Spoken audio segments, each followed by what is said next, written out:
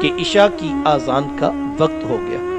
آزان ہوئی، اقامت کہی گئی، محبوب علیہ السلام نے نماز پڑھائی، لوگ نماز مکمل کر کے گھروں کو چلے گئے اور میں وہیں کونے میں بیٹھ کر انتظار کرنے لگا۔ گھر جانے کا خیال آتا تو قدم رک جاتے کہ ایک نماز کی چھٹی لے کر آئے تھے، اب نمازیں بھی 2 ہو گئی ہیں، بغیر اجازت کے چلے گئے، دعا ہی نہ کروائی تو ماں نے تو چھٹی اسی شرط پہ دی تھی کہ میرے لیے بخشش کی دعا کروانا۔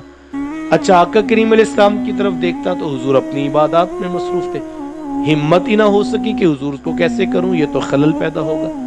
فرماتے اسی کشمکش میں بیٹھا تھا، سوچ رہا تھا کہ کب موقع ملے گا اور عرض کروں گا کہ حضور جی آپ سے ملاقات کو جی کر رہا تھا اور ادھر ماں سے دعائے بخشش کے وعدے پر چھٹی لے کر آیا ہوں، آپ ذرا جلدی سے شفقت فرمائیں اور میرے لیے بخشش کے ہاتھ اٹھا دیجئے۔ آقا کریم علیہ السلام سے یہ کہوں تو تب جب موقع ملے۔ اب فرماتے اسی کشمکش میں بیٹھا تھا کہ تھوڑی دیر کے بعد محبوب علیہ السلام اپنے مصلی امامت سے اٹھے اور کاشانہ اقدس کی طرف بڑھنے لگے تو میرا دل دھڑکنے لگا کہ حذیفہ اب تو موقع ہاتھ سے جا رہا ہے اور اگر حضور گھر چلے گئے پھر تو صبح ملاقات ہوگی۔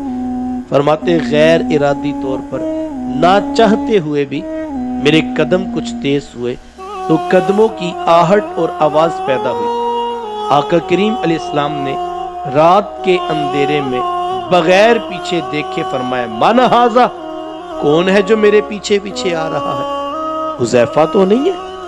قلت نعم، جی جی حضور میں حذیفہ ہی ہوں۔ حضور میں حذیفہ، اللہ تجھے بھی بخشے تیری ماں کو بھی بخشے، بتا کام کیا ہے؟